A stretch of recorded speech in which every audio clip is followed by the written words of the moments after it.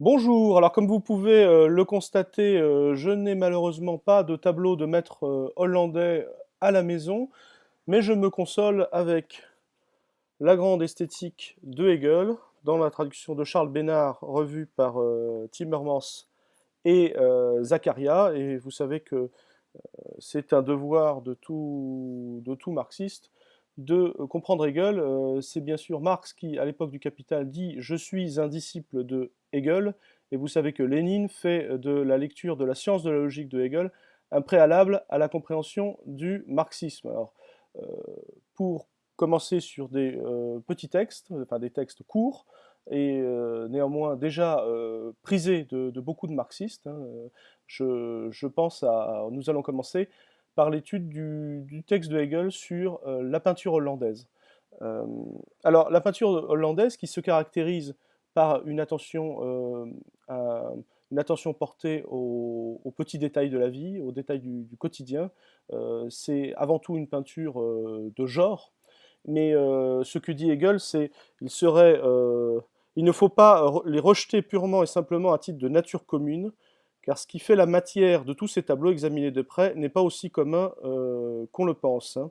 Il dit un peu plus haut, c'est principalement ce qu'on appelle l'impeinture de genre qui n'a pas dédaigné pareils objets, et les Hollandais l'ont porté à son plus haut degré de perfection.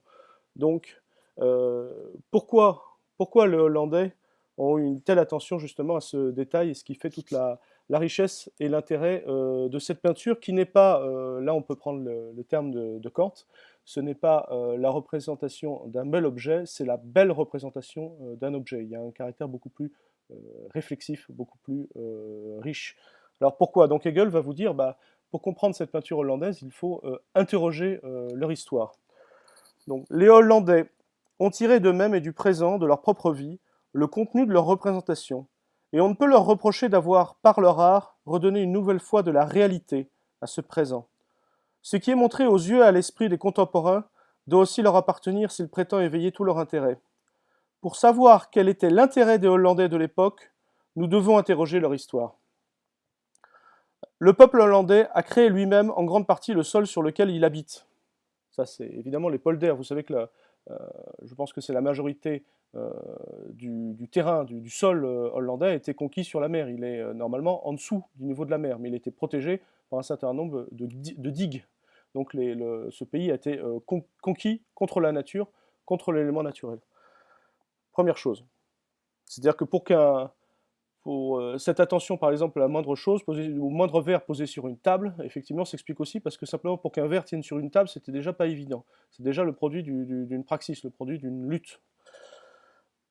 Donc, et il est forcé, le peuple hollandais, continuellement de le conserver, ce sol, et de le défendre contre les envahissements de la mer qui menacent de le submerger. Deuxième chose, les citoyens des villes, comme les paysans, ont par leur courage, leur constance et leur bravoure secoué le joug de la domination espagnole sous Philippe II, le fils de Charles Quint, ce puissant roi du monde, et ils ont conquis dans la lutte, avec la liberté politique, la liberté religieuse, dans la religion de la liberté. Alors ça, Hegel fait allusion à toutes ces luttes de libération nationale du peuple hollandais contre l'Empire, déjà à l'époque, hein, l'Empire de Charles Quint sur lequel le soleil ne se couchait jamais, donc là on parle de Philippe II, son fils, c'est la même logique. Et on peut aussi parler bien sûr des luttes des Hollandais contre la monarchie absolue française. Euh, le peuple hollandais a littéralement conquis sa liberté politique. Alors, il ne faut évidemment pas idéaliser cela, c'est une révolution bourgeoise qui débouche en grande partie notamment sur le colonialisme, hein, elle a évidemment ses limites, mais elle a tout à fait sa légitimité en tant que libération nationale et sa grandeur, grandeur qui n'échappait à aucun Allemand de l'époque de Hegel, puisque le Faust de Goethe se termine par Faust allant aider les Hollandais à construire des digues, et cette fameuse conclusion de Hegel, vivre libre sur une terre libre. C'est bien sûr à cela que pense Hegel. Et donc, qu'est-ce qu'on voit après dans cette peinture hollandaise, dans cette attention aux moindres détails?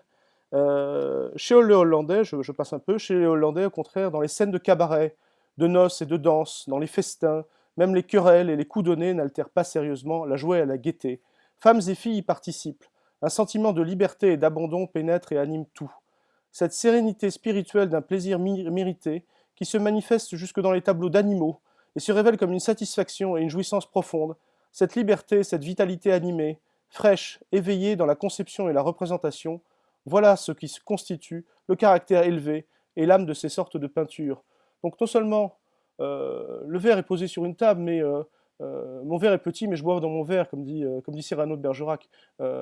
Et c'est au prix de cette liberté conquise qu'on peut véritablement euh, attacher de l'importance aux choses et véritablement les transfigurer. Et par là, Hegel explique cette affirmation qui précède en fait ce passage, hein, qui est le beau et la manifestation sensible de l'idée.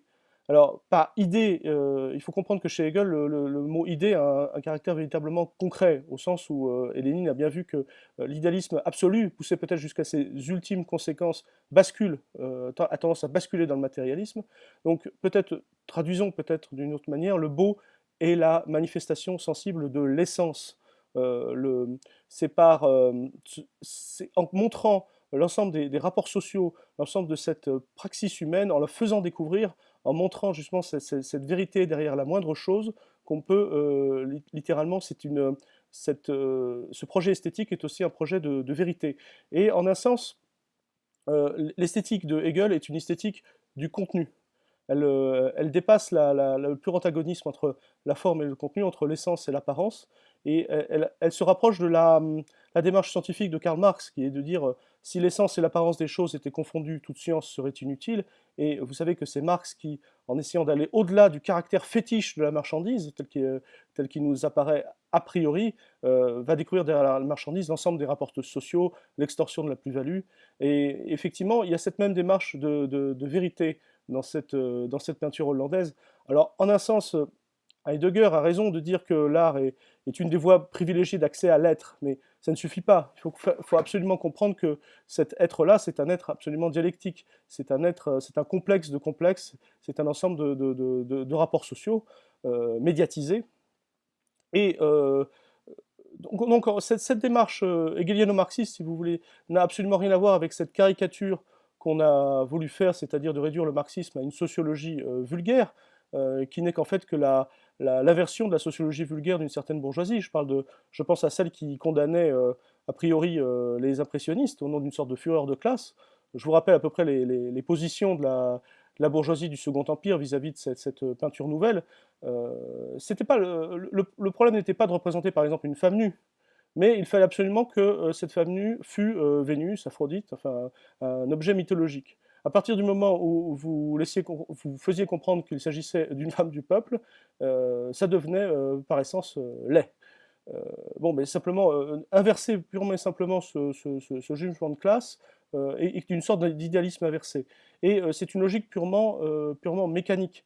Faire une esthétique qui ne serait pas attentive au contenu serait une erreur. Vous ne pouvez pas plaquer un modèle mécanique de création, de production artistique, j'allais dire de manière purement machinale.